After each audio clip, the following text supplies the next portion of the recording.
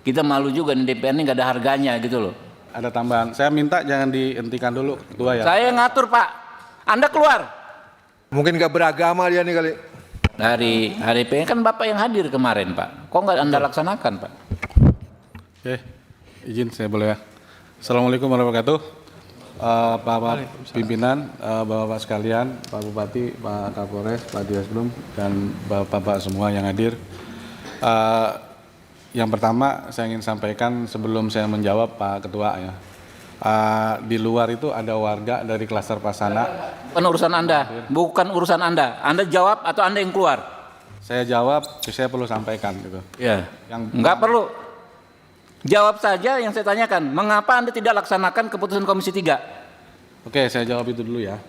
Kami bukan tidak melaksanakan, kami tidak pernah menolak. Jadi saya meluruskan pernyataan teman kami ya, bahwa kami tidak pernah menolak keputusan rekomendasi, keputusan hasil RDPU ya.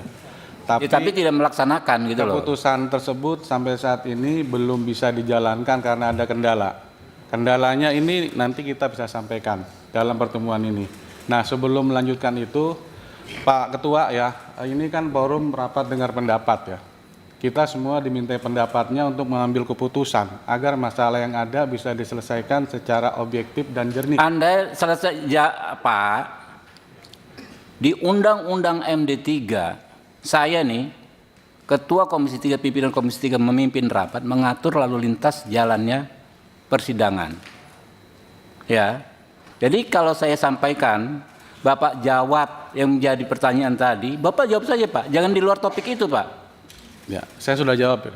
Ya apa kendalanya apa? Saya sampaikan kendalanya. Yang pertama ya, adanya sebagian besar warga klaster menolak pembukaan tembok dan menyatakan akan menuntut HDP secara hukum jika melakukan pembukaan tembok klaster atau mengizinkan pihak lain membuka tembok klaster. Satu.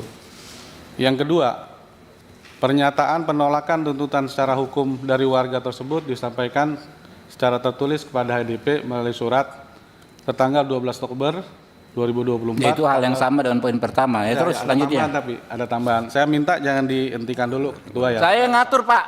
Anda keluar. Cak, Pamdal dikeluarkan nih orang sudah nggak efektif rapat dengan dia. Silakan keluar. Setuju pimpinan. Keluar. Nggak jelas ini. Dari Hasan Anda keluar.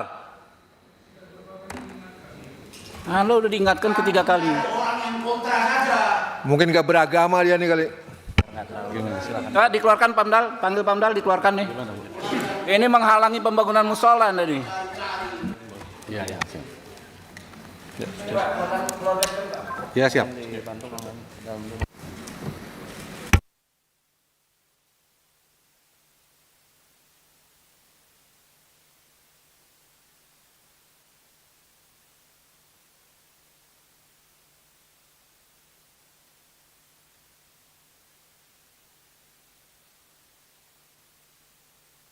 Ya, pelan-pelan keluar.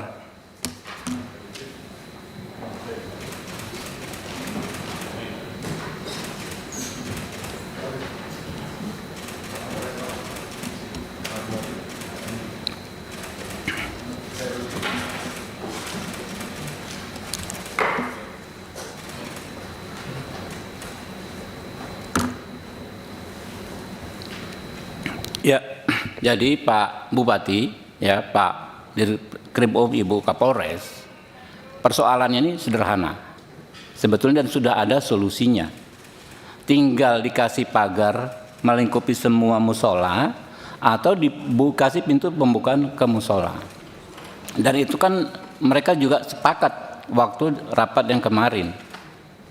Tiba-tiba tadi menyampaikan hal yang waktu itu sudah disampaikan. Ada warga keberatan dan lain sebagainya. Nggak ada urusannya dengan warga keberatan. Nggak ada alasan siapapun keberatan terhadap pembangunan musola. Nggak ada. Dari segi keamanan kan sudah dibilang tadi jadi tetap one gate sistem dan lain sebagainya. Sebab kalau kita undang pihak yang tidak berkepentingan dengan hak orang-orang ini melaksanakan ibadah, nanti ruwet sekali. Nanti malah timbul isunya pertentangan agama dan lain sebagainya. Karena itu kita harus bijaksana.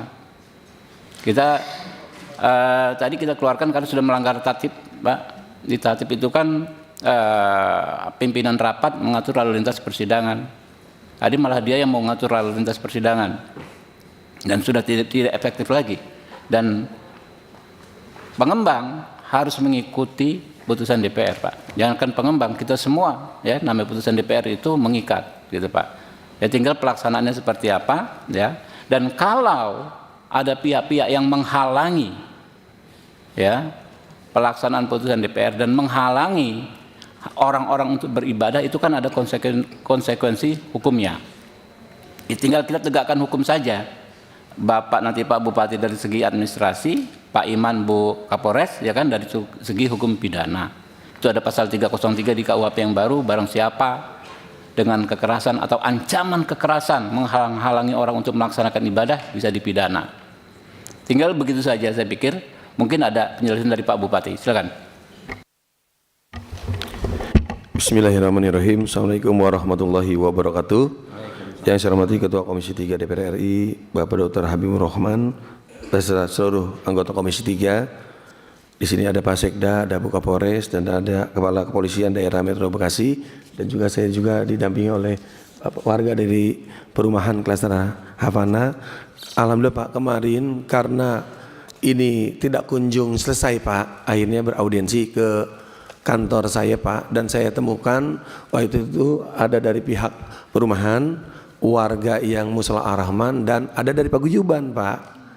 Nah, jadi ada yang kontra juga.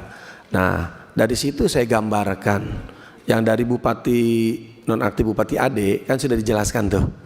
Jadi untuk musola itu nanti pagarnya dibuka dan ditutup tembok sehingga warga klaster itu bisa beribadah.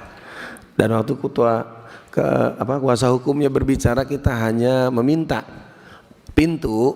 Nah, saya bicara ini hanya membuka pintu, tidak ada akses dari luar, kata saya. Tapi dari pihak Paguyuban itu selalu keberatan. Paguyuban nggak masuk Pak, nggak bisa masuk dia. Iya. Nah, jadi akhirnya dia juga punya dasar akan menuntut bla bla bla bla bla. Akhirnya tidak ada titik temu. Yang saya kira itu merupakan titik temu Pak. Dengan adanya pembukaan pintu itu jadi titik temu. Kita juga kan nggak mau Pak adanya kendala, jadi apalagi kalau sampai keluar nanti jadi kayak gimana Kabupaten Bekasi. Tapi dari Paguyuban bersikeras agar dia tetap tidak bisa buka akses itu Pak. Malah kalau bisa udah di dalam perumahan aja musola yang sementara gitu, sebelum musola yang dibangun oleh perumahan selesai. Nah, tapi pihak dari yang Muslim Pak tetap ingin dibuka walaupun hanya pintu. Dan saya sudah meminta, saya sudah gambarkan Pak di whiteboard. Kata saya ini tidak ada akses masuk orang luar karena ini kan terkurung. Iya betul. Itu. Nah, tapi kan Paguyuban namanya juga masyarakat Pak. Iya. Saya Pak selaku kepala daerah kan ya tetap kalau masalah tidak ada titik temu, kata saya ya udah kita selesaikan di RDP ini aja Pak. Mungkin itu aja Pak. Makasih. Billahi taufiq wal hidayah. Assalamualaikum warahmatullahi wabarakatuh. Ya, ini sama Bupati dengan Pak Bupati sebelumnya sama persis, memberikan solusi yang sangat clear ya, sangat jelas. Apa masalahnya? Ada orang mau beribadah kok kita mendengar ada pihak lain yang keberatan tuh, saya nggak masuk akal saya gitu loh Pak. Ya, saya pikir ini kita sudah toleransi terlalu lama nih, orang-orang nggak bisa beribadah dengan tenang ya. Udah berapa bulan? Kita malu juga nih, DPR ini nggak ada harganya gitu loh. Ya kan, di mata pengembang seperti itu. Oke. Jadi kenapa tadi kita keluarkan, memang tadi sudah melanggar tatib, ya, kedua juga sudah muter-muter saja ya. Nah, sekarang mungkin Pak Iman Pak Iman dengan Bu Sumarni ya. Saya pikir nanti tinggal dilaksanakan saja ya kadang. Kalau ada ekses Pak, tinggal dimitigasi saja. Misalnya ada orang yang menghalangi dan lain sebagainya, kan jelas. Pasal 303 kan itu menghalang-halangi orang untuk beribadah, itu kan konsekuensinya pidana gitu loh. Sambil nanti kan Pak Bupati juga selaku kepala daerah tentu saja ada penjelasan lagi. Enggak ada masalah Pak. Tapi kalau rapat di DPR ini kan kita harus seefektif mungkin Pak. Ya. Kalau pointer yang disampaikan sama saja kita nggak perlu undang juga gitu loh. Dan nggak ada alasannya orang keberatan gitu loh Pak. Kalau alasan keamanan, Pak Bupati udah berkali-kali, Bupati yang lama, Bupati yang baru menjelaskan nggak ada masalah dengan keamanan kalau one kit sistem gitu loh. Mungkin Pak Iman ada yang mau disampaikan atau Bu Sumardi. Kami persilakan.